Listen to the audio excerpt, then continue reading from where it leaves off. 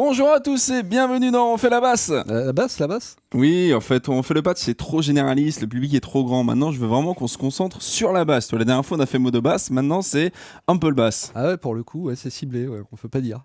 Bah ouais. Bonjour à tous et bienvenue dans On fait le patch. Le patch, on vous rassure, oui, ce n'est pas on refait la basse. Même si la dernière fois c'était une basse et cette fois-ci ce sera encore une basse. Encore une basse, effectivement. Car j'attends que tu me demandes ce que nous allons tester aujourd'hui. Ah, qu'est-ce qu'on teste aujourd'hui, mon Qu'est-ce cher qu'on teste Arnaud aujourd'hui? Une basse, alors une contrebasse. Ah, c'est pas tout à fait pareil. Ouais, tout à fait. Surtout que de contrebasse dans modo basse, il n'y en avait pas. Et ben ouais, justement, moi c'était un truc que je regrettais, hein, c'est que modo basse ça s'intéressait qu'aux basses électriques. Ouais. Et le hasard des calendriers fait que là on fait une contrebasse.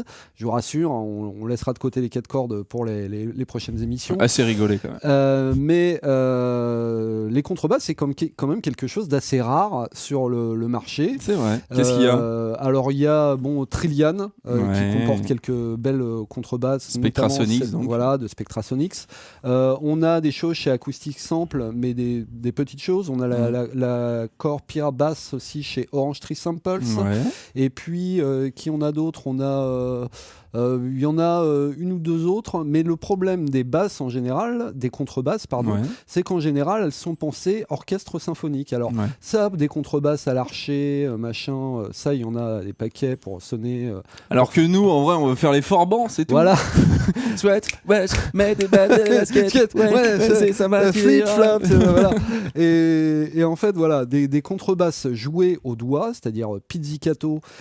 Alors souvent dans les contrebasses type symphonique, comme peuvent en sortir, je sais pas, ADO ou les spécialistes du genre, oui, il y a toujours un patch pizzicato, super, sauf qu'il est royalement inintéressant parce qu'il se limite déjà. Alors en général, c'est le pizzicato dans l'orchestre dans la salle de l'orchestre de Sydney, hein, dans l'opéra de Sydney, donc déjà c'est lourd. Oui, voilà, en ambiance, on voit qu'il y a un parti pris dans la prise de son. Ouais, et puis même au niveau des articulations, oui, ça fait tonk-tonk, mais quand on veut un glissé, quand on veut aussi ce bruit de cordes qui frise, qui tout de suite nous transporte dans ces petits clubs de jazz enfumés, voilà, quand on cherche ça, et ben en général, on est bien emmerdé. Ouais. Voilà, donc Okay. jusqu'ici il y avait Trillian, et maintenant il y a Ample Sound qui se ramène avec l'Ample Bass Upright. Alors 2, c'est ça qui est marrant, c'est que il y a un 2 dans le nom. Moi perso, j'ai pas vu passer la première, mais bon, je sais pas, j'ai cherché, mais bon, enfin en tout cas, on est content de l'avoir cette basse. Alors pour être tout à fait transparent, c'est plutôt Arnaud qui teste aujourd'hui le produit. Moi perso, j'ai pas eu trop le temps de l'utiliser, donc voilà. C'est un euphémisme pour dire qu'il n'a rien branlé et que toute cette émission repose sur mes frêles épaules. Exactement, voilà. tes épaules larges et musclées. Et voilà, je suis sûr que voilà. Donc Ample Bass Upright. Donc ça nous vient d'une boîte qui s'appelle Ample Sound que vous connaissez peut-être, qui est une boîte chinoise et qui est une sacrée boîte. En fait, ils ont, ça fait déjà un certain moment qu'ils font des guitares virtuelles. Ils en ont fait des acoustiques, des électriques, et puis ils se sont mis il y a quelques temps à la basse. Ils ont fait une jazz bass, une précision basse. Et puis, même récemment, une Yin Yang de Fodera, je crois, ça s'appelle, la marque. Et ils ont fait une guilde acoustique et cette contrebasse. Et c'est un éditeur qui est intéressant parce que non seulement, comme on va le voir, il y a des bonnes idées qu'on ne retrouve pas ailleurs, mais surtout, c'est un éditeur qui a développé son propre moteur audio et qui est dédié donc justement au rendu virtuel des instruments à cordes frettées. Enfin là, en l'occurrence, c'est fretless sur une contrebasse. Mais c'est assez rare ça quand même. C'est assez rare parce que sinon on a soit des gens chez UVI, enfin encore que chez UVI, moi en contrebasse, je ne connais que Acoustic Sample. Mais souvent, la plupart, c'est sous contact. Et puis, Spectrasonics qui a son propre moteur. Mais là, voilà, eux, ils ont cette particularité-là, avec des originalités. Bon, je vous propose tout de suite d'aller voir comment ça se passe sur le terrain. Il faut savoir que ça pèse à peu près 5 gigas sur le disque dur, entre le soft et les samples, tout ça. Ça va, c'est honnête. Parce que c'est du sample, il n'y a pas de modélisation. Enfin, il y a peut-être des choses modélisées derrière, j'en sais rien. Mais ça reste quand même du sample. Bon, l'interface est plutôt jolie. Voilà, elle est jolie et elle est classique, c'est-à-dire comme sur tous les instruments virtuels, on se retrouve avec une représentation de l'instrument. Tu peux jouer directement. Mais tout à fait, cool. ça c'est chouette. Attends, j'arrive pas à le refaire. Ah voilà. Ok, cool. Voilà, et vous entendez tout de suite que ça fait zdwing. Ouais. Et moi, j'adore quand ça fait zdwing. Et donc, vous voyez, donc disposition de l'instrument, enfin une représentation de l'instrument dans la partie haute, interactive, et puis dans la partie basse, on a tout ce qui permet de paramétrer l'instrument. Alors, tu veux commencer par quoi? Est-ce que tu veux déjà commencer à nous faire écouter des sons, ou tu veux directement entrer dans les paramètres? Dis-moi. Comme vous voulez. On peut commencer par les sons, si les gens sont pressés. Généralement, les gens veulent entendre du son tout de suite. Tout à fait. On va écouter les sons en sachant que sur les sons, on a des trucs... Tu es en solo, là. Ouais, tout à fait. Pas forcément très intéressant au début. Là, c'était pour vous donner une idée du sustain de l'instrument. On est à peu près à 20 secondes. Bon, là, on n'entend plus rien parce qu'il faut avoir des oreilles un peu spéciales pour entendre des fréquences vraiment basses. Mais bon, avec le sustain, est vraiment bon. Ce qui, pour un instrument samplé, est quand même assez important. Voilà. Alors là, là, c'était pour vous montrer l'étendue des vélocités. Et on voit qu'à la fin, ça commence à bourriner. Ça, c'est le round robin. Le round robin, vous savez, c'est cette... Attends, vas-y, remets, parce que je trouvais ça pas top, non? Je sais pas, attends. C'est pas... Ouais. Alors...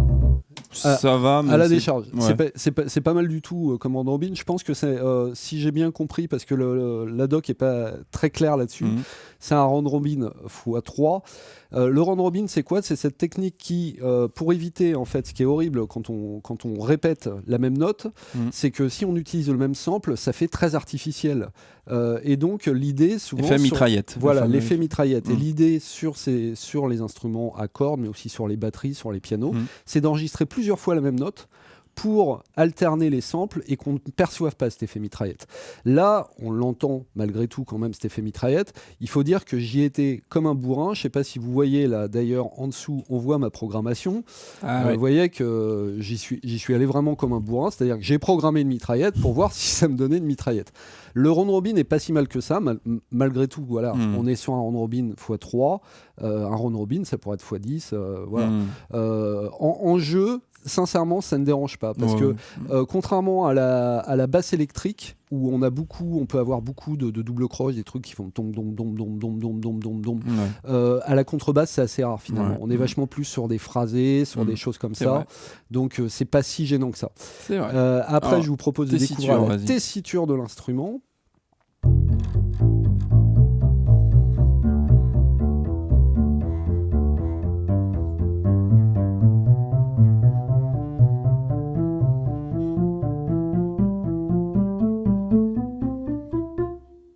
Voilà. Bon. Donc, vous voyez en tout cas que ça sonne assez bien, même si j'aurais un autre petit commentaire à faire sur la façon dont ça sonne. Et vous voyez qu'on entend, pareil, là vous avez pu l'entendre sur la tessiture, les zdwings qui sont rajoutés et tout, c'est assez qui concourent à donner, voilà, c'est assez réaliste et ça donne beaucoup de caractère à l'instrument. Là maintenant, on va rentrer dans les articulations avec d'abord les harmoniques.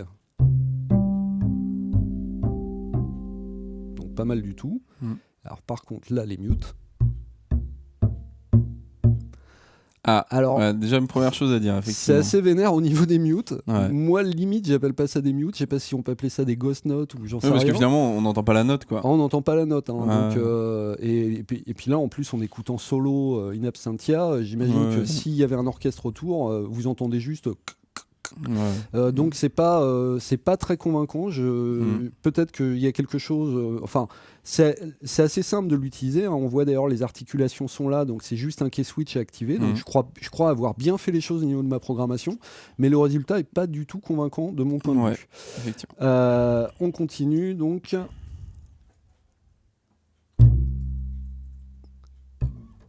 Avec les slide-in, slide-out. Alors, c'était... Le premier, c'était bizarre, non? Qu'est-ce qui s'est passé, en fait? Qu'est-ce que tu as voulu faire pour le premier? C'est un slide-in, c'est-à-dire que le slide se fait sur le début de la note, c'est-à-dire qu'on entend tang, et l'autre, c'est un slide de sortie qui fait tang. Donc, je vous le remets. Oui, c'est assez rapide quand même, non? Voilà, c'est assez rapide. Ouais. Alors, je crois, faudrait que je vérifie, mais non, la vitesse est paramétrable, elle dépend de la vélocité des notes. Ouais. Et ça, c'est notamment un des gros points forts par rapport à la concurrence. Et là, on va le voir plus sur le legato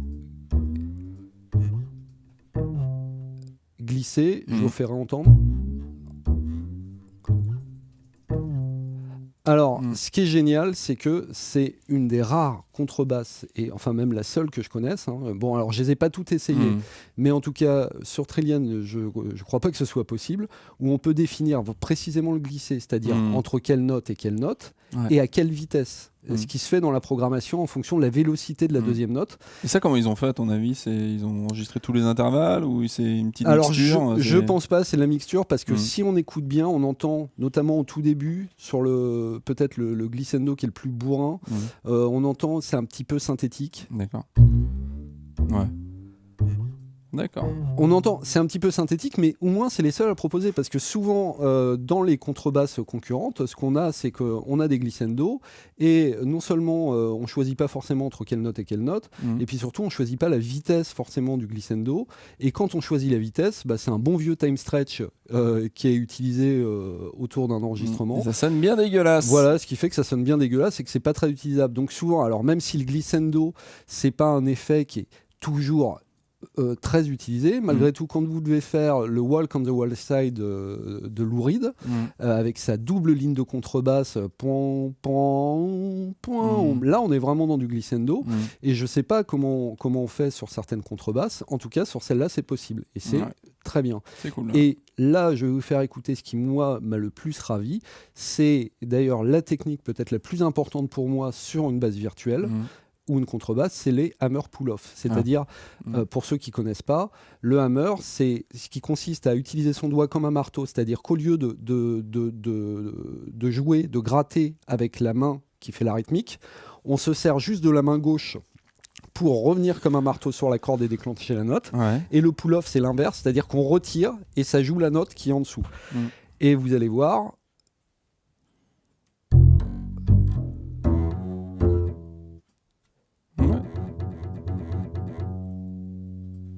Et là, je me permets un petit clin d'œil au dernier test et aux gens qui étaient fans de Modobass. C'est ça qui manquait dans Modobass. Des hammer pull-off, on en avait, mais ils n'étaient pas suffisamment bien réalisés, en tout cas pour réaliser une trille. Là, la trille, c'est-à-dire c'est une suite de hammer pull-off, elle passe sans problème. Je vous la remets. Hop. Alors, en fait, ce qui donne pas mal le truc, c'est que le bruit en fait, des cordes n'est pas le même tout au long de la trille. Voilà. Donc, du coup, je pense que c'est ça qui donne vraiment le côté réaliste. Voilà, ça marche bien entre le petit swing et tout. Alors, bon, j'ai programmé, c'est pareil, c'est pas forcément idéalement programmé. Et puis, faire une trille comme ça, qui se maintient comme ça, c'est assez rare finalement. Les trilles, elles vont être souvent plus courtes. Donc là, c'est un peu bourrin. Mais je peux vous assurer que sur certaines basses, faire une trille, et d'ailleurs, je peux vous montrer juste... pour que vous voyez ce que ça donne, donc les hammers, pull-off et la trille sur Trillian. Ouf. Oh là là, alors attends, là à mon avis... Il y a un problème là. Non, ouais, il doit y avoir un problème. Alors, c'était dégueulasse, hein, mais c'était pas aussi dégueulasse que ça. Donc je referai un rendu, parce qu'à mon avis, c'est un problème. J'ai dû freezer, parce que sur l'ordinateur, là, on n'a pas Trillian. J'ai dû freezer, à mon avis, il y a un problème dans le là, freeze. C'est vraiment dégueulasse. Là, c'est vraiment dégueulasse. Mais je vous assure que faire une trille dans Trillian, c'est dégueulasse. D'accord. Hein, donc voilà. Et, on te croit. Et donc, maintenant, on va s'intéresser donc... à une mise en situation où je vais en profiter pour vous faire découvrir un peu l'instrument.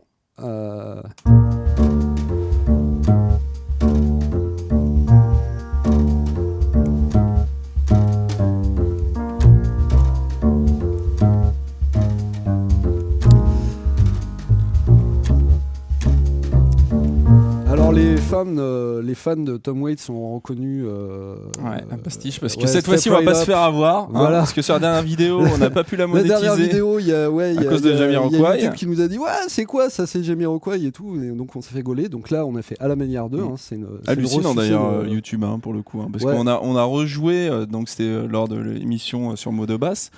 Tu avais refait Jamiroquai avec modo basse. Too Young to Die, donc avec une basse virtuelle, une batterie qui n'avait rien à voir, qui collait à niveau. Il l'a reconnu. Il l'a reconnu. Donc il nous a gaulé. Alors à la fois, c'est la preuve que l'instrument est très réaliste. C'est à mettre au crédit d'IK Multimédia. À la fois, ça nous a fait chier. Donc maintenant, on fait des trucs à la manière d'eux, en changeant 4 notes MIDI, en programmant comme ça à l'arrache. Voilà. Alors du coup, déjà, un premier commentaire où on fait peut-être le tour de... Tu veux faire le comparo avec Trillian vite fait sur ce que tu viens de nous faire écouter ou non, je vais vous faire un tour de l'instrument et puis on reviendra sur Trillian à la fin. C'est parti. Donc, on va se mettre en solo juste pour n'entendre que la basse. Voilà. Alors, voyez, à gauche, vous avez... Attendez, je vais peut-être d'ailleurs... Une petite pause, non ? Je vais me baisser un peu le son. À gauche, vous avez vos articulations, donc avec un truc qui est plutôt pas mal, c'est qu'en rollover, en fait, on a une aide contextuelle. Ça c'est toujours assez sympa, ça évite d'avoir à chercher le PDF. D'autant que je suis même pas sûr qu'il y ait un PDF. C'est un des problèmes. Ceci expliquant peut-être cela. Voilà. Donc, bon, c'est pas plus mal, mais voilà. Et surtout, là, ce qui est très intéressant, c'est qu'on tombe sur une coquette section microphone. Où on se rend compte qu'on a eu 4 sources, c'est ça voilà. Alors 4 sources. Alors en fait, là on a le neck, c'est-à-dire le manche, et le micro d'ambiance, qui peuvent s'écouter. Voilà. C'est marrant qu'il n'y ait pas de solo pour le neck. Quoi, tu vois qui... Alors forcément neck et ambiance ensemble. Je pense que ils ont dit les mixer ensemble. Alors en même temps non, ils sont pas mixés vu qu'il y a c'est bizarre. C'est marrant. Et alors on a le body. Donc plutôt tu peux remonter peut-être un peu le son parce que là on entend le corps de l'instrument. Hop. Vas-y, balance. Donc le body. Remets neck et ambiance moi. Alors hop, pardon. Voilà. Donc là, on a vraiment le bruit des cordes. Voilà. Et de la room aussi qui est assez présente. Plus de pièces. On y reviendra. Et puis, on a la DI. Avec ce petit écrasé, son canard caractéristique. Moins aéré. Et le mélange des trois nous donne le son de cette basse. En sachant qu'il y a des presets. Et alors, ce qui est assez bien foutu, c'est que... Je vais rebaisser du coup. Ce qui est assez bien foutu, c'est que on peut faire du solo, on peut régler le niveau des micros, et on dispose pour 3 d'entre eux, donc pour DI, body et neck plus ambiance, on dispose même d'un EQ, 3 bandes plus coupe haut, coupe bas, ce qui est pas dégueulasse du tout, ce qui permet de faire beaucoup de choses. Malgré tout, si je peux me permettre, on y reviendra à la comparaison avec Trillian. Je sais pas si vous avez entendu, mais on sent la pièce dans cet instrument. Alors à la fois, c'est génial, c'est ce qui lui donne son caractère, mais même sur le micro, alors évidemment sur la DI on l'entend pas, heureusement, mais même sur Body qui est censé être le close miking peut-être par rapport à neck et ambiance qui eux sont plus éloignés, même sur le Body on l'entend la pièce. Et cette pièce elle est inaliénable, vous pouvez pas la retirer. Moi surtout ce qui m'a gêné à l'écoute de tes samples, c'est effectivement cette pièce qui est tout le temps présente, mais surtout qui est pas là quand les notes meurent en fait. Et c'est ça qui fait bizarre en fait. Bon alors c'est vrai que ça s'entend surtout quand on écoute l'instrument en solo.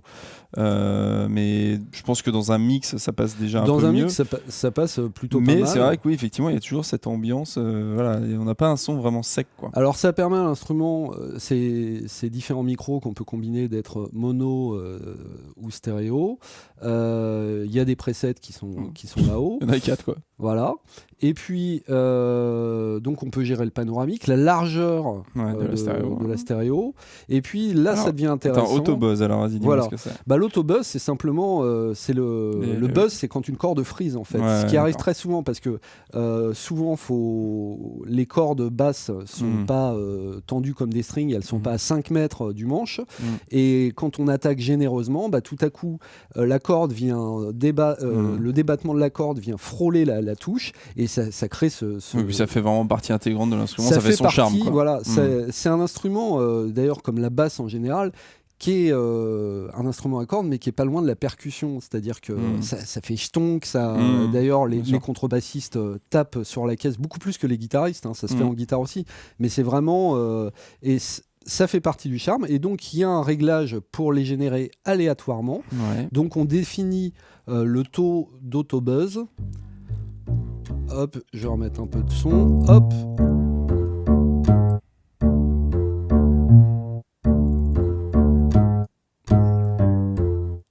Donc ça, c'est les 4 curseurs à côté, c'est associé à l'autobus? Non. Alors, c'est pas spécialement... non, excusez-moi, j'ai bougé.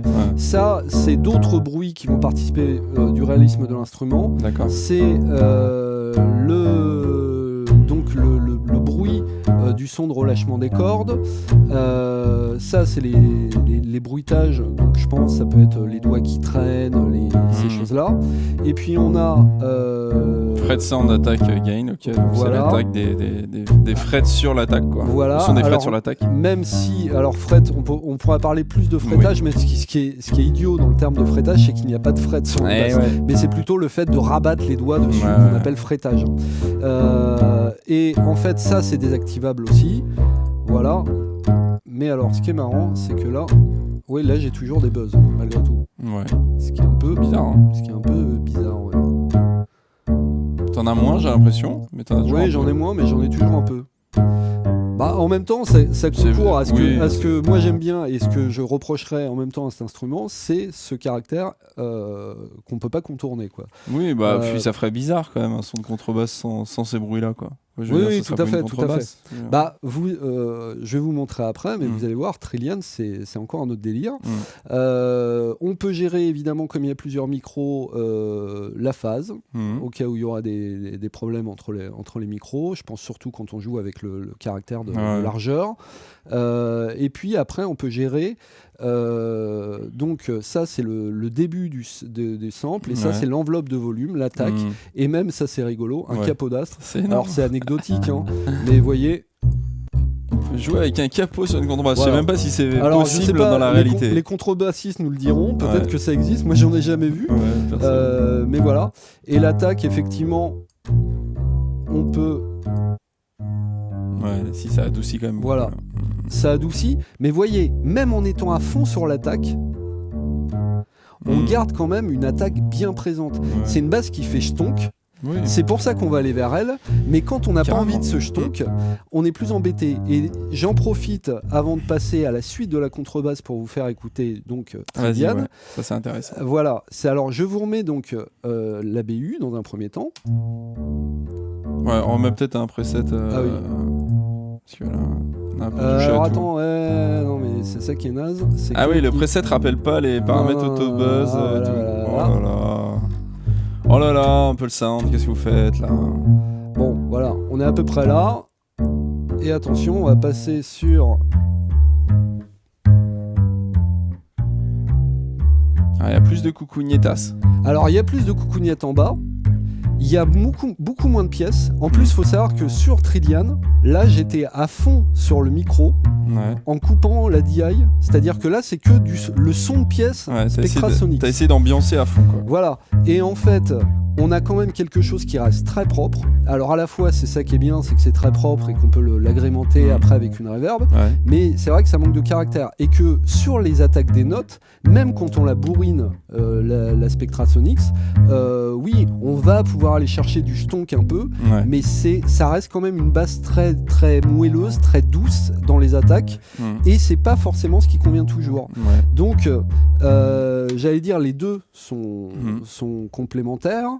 Moi, à l'usage comme ça, c'est vrai que je me tournerais plus vers l'Ample Sound, quitte à faire du layering, à rajouter du bas avec un synthé, ou tu vois, si vraiment tu as besoin de bas. J'avoue que je dirais ça d'autant plus que l'Ample Sound est beaucoup plus simple à programmer à cause du moteur un peu pourrave de Spectrasonics. Alors, un peu pourrave, pourquoi je dis ça? C'est que c'est pas un moteur qui gère des scripts très évolués.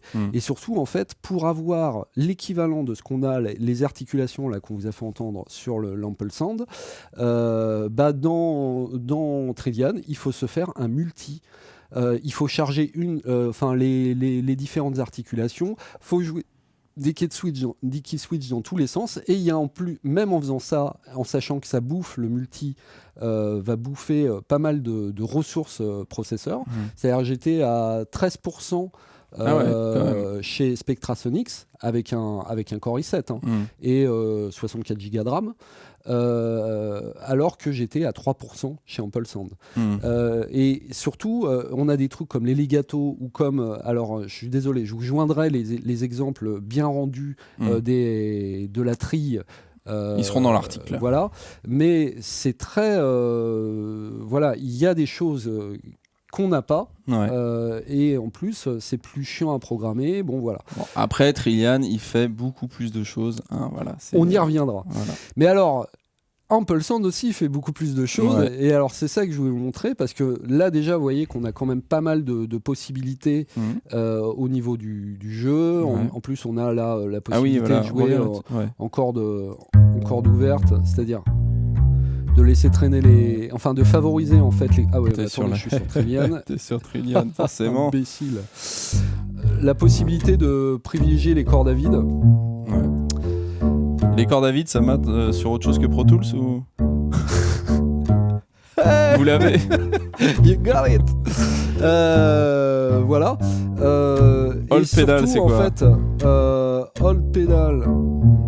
If you don't want pedal noise... Oula. Ah oui, d'accord, ok. Voilà. Ça laisse tout vibrer, quoi. Ouais, là, ça devient un piano, le truc. Ça sert à rien. Et en fait, ce que je voulais vous montrer surtout, c'est que donc là, on a quand même, entre les combinaisons de micros, les bruits, tout ça, on peut déjà pas mal designer le son de son instrument. Et bim, on a les pédales. Une section d'effets. Alors, une section d'effets, enfin, c'est pas là-dessus que ce sera mieux que Trillian, parce que Trillian est bien pourvu, à plus forte raison encore si vous l'utilisez dans le contexte d'Omnisphere. Alors, des pédales. Alors, moi, ce que je reprocherais, c'est que... compresseur, overdrive, EQ, chorus, phaser, délai, reverb et Wah-wah. Et d'une, c'est fixe, et de deux, c'est minuscule. C'est tout petit, on voit rien, machin. C'est un peu bienvenue en 92 quand même. Ouais, voilà. Bon, niveau design, à la rigueur, si c'était que ça me gênerait pas, mais voilà. En tout cas, c'est fixe. Et puis, c'est pas forcément très judicieux. C'est pas très judicieux dans le choix, c'est-à-dire que on nous remet un EQ. Pourquoi pas alors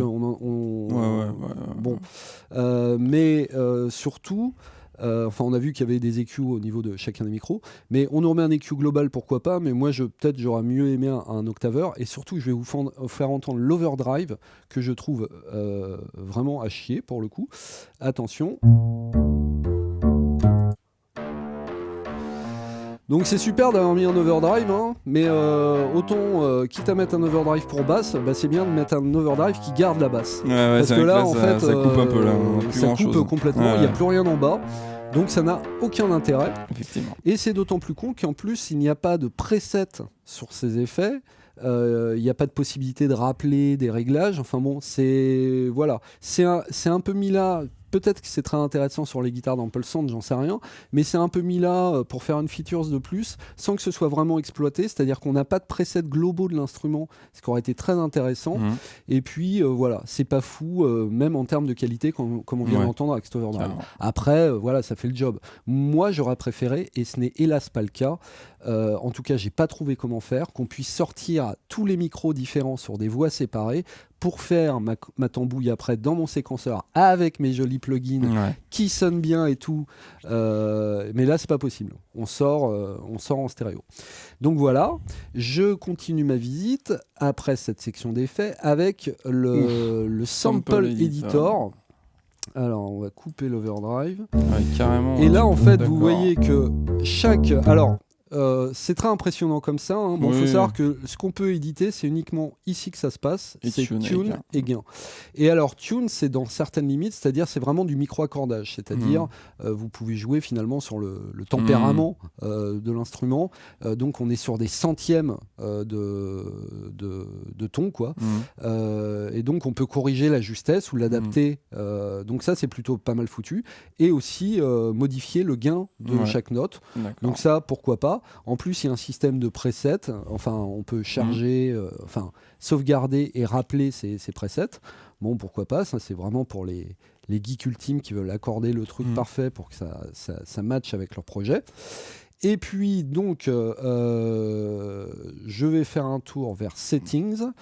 Alors, je vais fermer ça parce que commence à y avoir du monde. Alors voilà, faut dire ce qui est, c'est quand même, c'est parfois pas très joli. Hein. Je me plaignais de la lisibilité, là c'est pareil.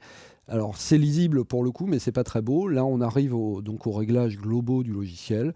J'ai pas grand chose à en dire, voilà, on choisit la fonction dont fonctionne le round robin, l'accordage global, on peut sortir en MIDI, là on gère la façon dont sont réparties les vélocités, c'est là que j'en ai déduit qu'il devait y avoir 5 layers de vélocité, mais enfin 4 plutôt, 4, excusez-moi. Voilà. Pas grand chose à dire là-dessus. Si on a l'automodulation. C'est quoi ça ? L'automodulation, c'est le fait, vous savez, quand on voit ça, les gens qui jouent des cordes, en fait, dès qu'ils tiennent une note un peu longue, ils font un vibrato là comme ça, tu vois. Et en fait, voilà, on peut automatiser ça. Bon. Moi, j'ai pas trouvé ça super convaincant parce que mine de rien, c'est une bête modulation. On sent que c'est un LFO derrière qui rentre en jeu. C'est pas la même chose que de sampler un vrai vibrato de vrai contrebassiste. Mais seulement, le problème de sampler un vrai vibrato de vrai contrebassiste, c'est que le mec va jamais faire le même vibrato suivant la note, suivant le tempo du projet et tout. C'est beaucoup plus compliqué. C'est ça le problème. Donc on leur reprochera pas. Bon, très bien. Et du coup, on finit sur la grosse originalité. Attention. Padam! Ah, ça tu m'avais montré effectivement. Voilà. Alors, tiens, j'ai oublié le projet, mais de toute façon, c'est pas plus mal parce qu'on n'aura pas de problème de droit. J'avais retrouvé une tablature de Sting. Mais là, on va pas se laisser avoir. Hein, donc là, c'est bien, il y en a une de fournie d'avance. En fait, c'est quoi ? C'est un player de fichiers Guitar Pro. Guitar Pro, pour ceux qui ne le connaissent pas, c'est un éditeur de tablature français. Oui, monsieur. Français, oui, monsieur. Et qui vient de sortir la version 7. Tout à fait, qui est un excellent éditeur de tablature. Et dont le format GP4 est mondialement connu, mondialement utilisé. On trouve, en tout cas, il permet de faire des tablatures très abouties, et donc les tablatures en question sont très intéressantes à récupérer parce qu'en général, elles comprennent toutes les nuances de jeu. Et là, vous voyez, on peut faire play. Alors, voilà. Alors, vous voyez ce que je disais ? Un peu chelou quand même. Ouais, alors sur les bends, c'est pas ça quoi. Parce que j'ai l'impression que ça s'est géré sans doute avec des bends, et c'est pas ça. C'est un peu con, c'est le truc qui donne de base. Ouais, c'est ça. Ça marche pas très bien. Ouais.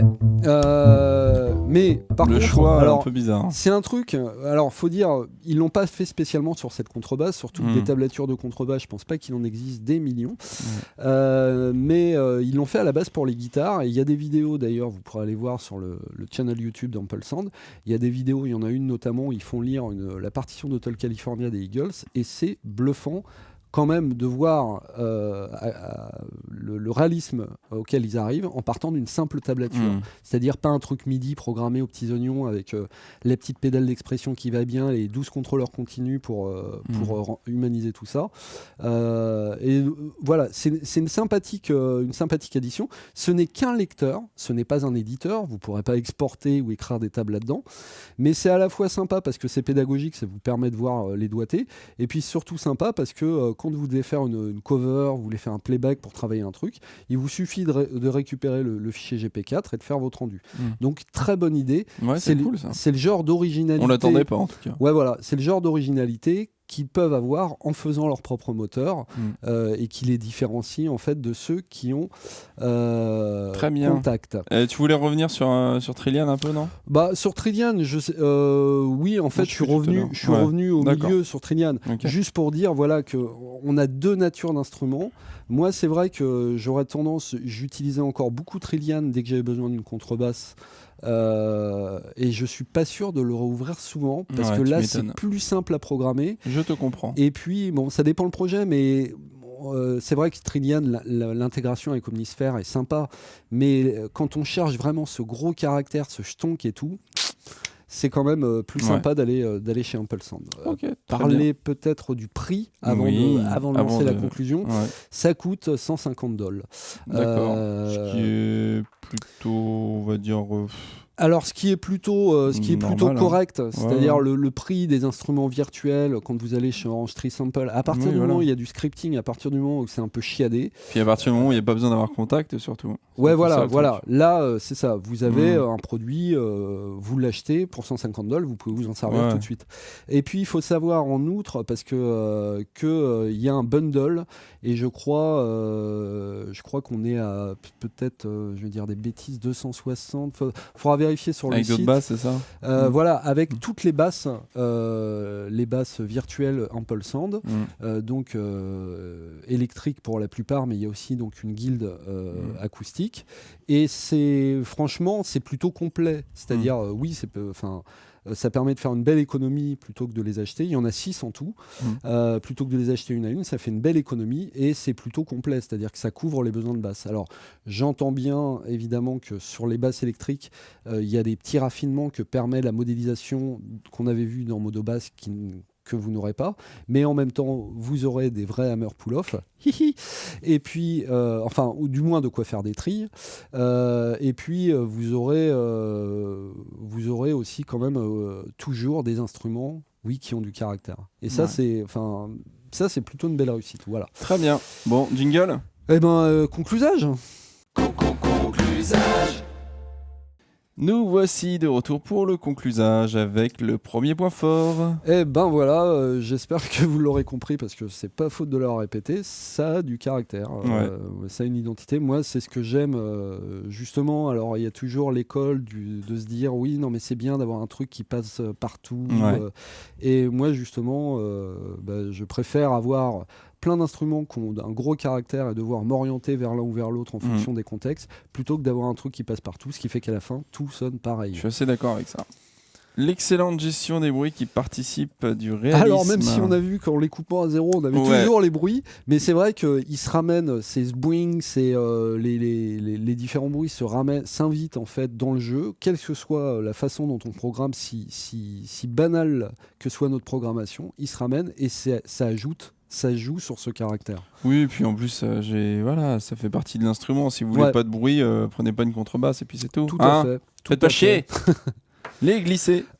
Alors, on l'a vu, c'est perfectible, c'est-à-dire que ça peut être un peu synthétique, mais voilà, ça permet de choisir de quelle note à quelle note on va et la vitesse à laquelle on y va.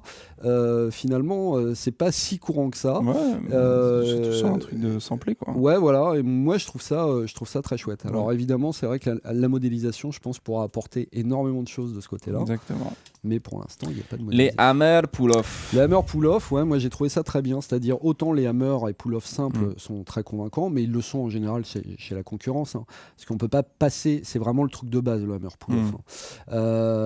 Autant ils sont tellement bien que oui, sur une trille, c'est-à-dire hammer pull-off, hammer pull-off, hammer pull-off. C'est dur à dire. Et ça passe. Ça c'est bien.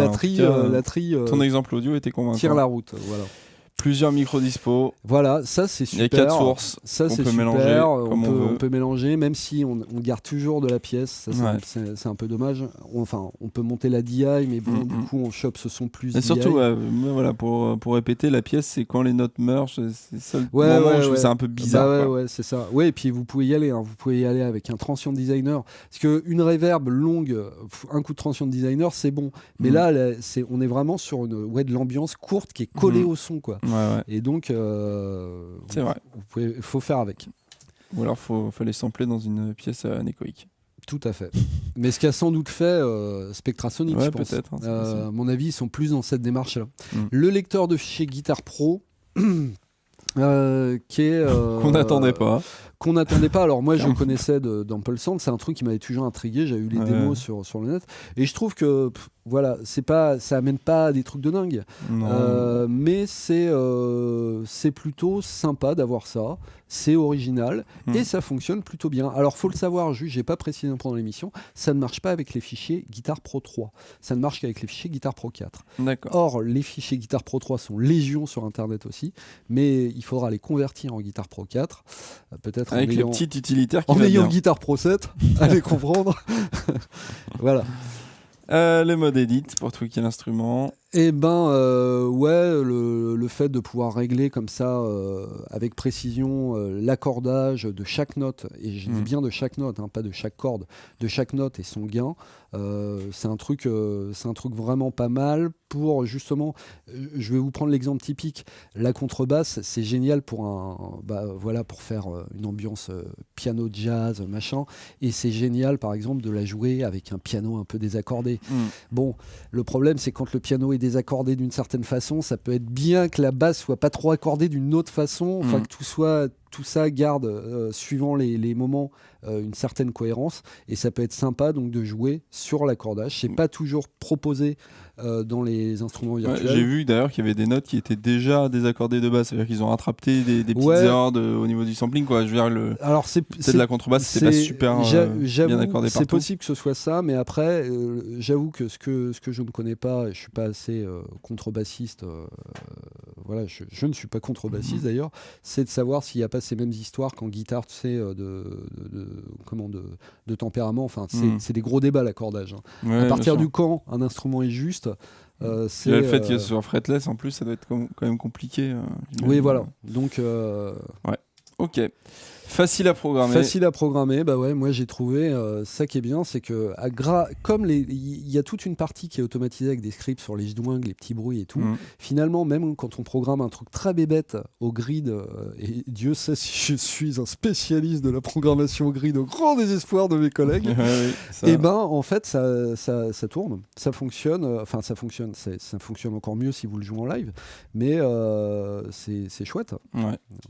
Premier point faible, les mutes. Alors j'avoue que j'ai pas compris parce que c'est vraiment la sortie de route. Tout le reste est très convaincant et tout. Les hammer pull-up, j'ai fait waouh et tout. C'est qu'il y en a qu'un en fait, c'est ça le problème. Ouais, c'est ça. J'ai pas compris. C'est-à-dire qu'il n'y a pas du tout on la fait note. Do ré mi et puis on a l'impression de faire poup, poup, poup, poup, poup, poup. C'est toujours le même. Quoi. C'est très très bizarre. Ouais. Effectivement un peu bizarre. Une section d'effets moyennement convaincante. Ouais, voilà. C'est-à-dire, ce qui est dommage, moi j'aurais vraiment préféré qu'ils nous proposent les sorties indépendantes des micros pour qu'on puisse faire notre tambouille après avec tous nos plugins, avec éventuellement un simulateur d'ampli, je sais pas. Là où le Yotsen nous file une ribambelle de petites pédales, chaînage fixe, c'est tout petit, ça sonne pas forcément très très bien. J'ai pas pris le temps de vous les faire écouter parce que ça a pas grand intérêt, mais la reverb c'est pas génial, le délai c'est pas génial, y a rien qui est notable. Disons que voilà, on a l'habitude de ça dans les instruments virtuels, hein. C'est qu'on nous met une section d'effets histoire de rajouter une ligne dans les specs. Malgré tout, ce qui est dommage, c'est que d'habitude les développeurs d'instruments virtuels prennent la peine de nous faire des presets prêts à l'emploi utilisant la section d'effets pour montrer qu'elle n'est pas là que pour rien. Et là, en fait, c'est même pas le cas. Il n'y a pas de preset. C'est dommage. C'est pas terrible. Un caractère inaliénable, et effectivement, pièce sensible dans chaque micro et attaque très franche des notes. Effectivement, moi je pense que c'est le principal défaut, et en même temps, tu vas me dire, sa principale qualité, c'est ça ? Tout à fait. Hein, voilà. C'est une basse qui fait stonk dans une room.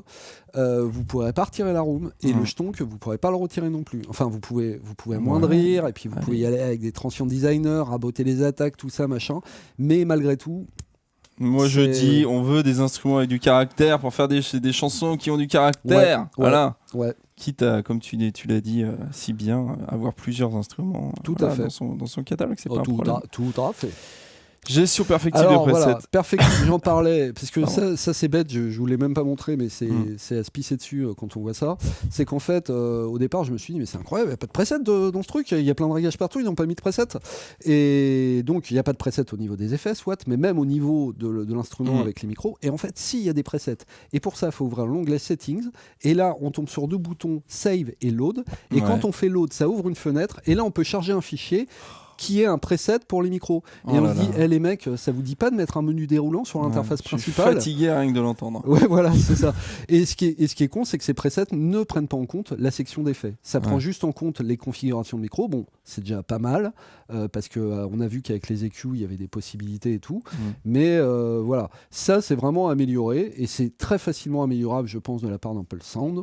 Voilà. Ok, c'était le dernier point faible, c'est ça? Voilà. Avec une note de 4 sur 5. 4 sur 5. J'aurais été plus loin, j'aurais bien volontiers mis un 4,5 s'il y avait eu les mutes, s'il n'y avait pas eu tous ces petits points faibles, parce que je vous dis, le caractère n'est pas quelque chose qu'on peut reprocher. Mais voilà, 4 sur 5, c'est quand même une excellente note. Et je vous recommande vraiment, je crois que les démos, je ne sais plus si c'est 7 ou 15 jours qu'on peut les utiliser. Je recommande vraiment de télécharger la bestiole pour vous faire votre idée, si vous avez besoin d'une contrebasse. Et si vous n'avez pas besoin de contrebasse, ayez besoin d'une contrebasse. C'est un instrument absolument fabuleux, qui a un caractère de dingue. Bon, évidemment, si vous connaissez un contrebassiste, c'est encore mieux. Mais voilà. Ok, bah écoute, merci Arnaud pour ton test. À bientôt pour une autre basse. Donc merci pour ton test, et puis on espère que vous avez apprécié cette vidéo qui touche à sa fin déjà. N'hésitez pas à mettre un pouce bleu, à vous abonner à la chaîne, c'est gratuit, à tout liker, tout ça quoi. Envoyez le lien à votre grand-mère, je suis sûr qu'elle va nous adorer. Et puis, voilà, on vous dit à très très bientôt pour un autre test. Salut. Bisous.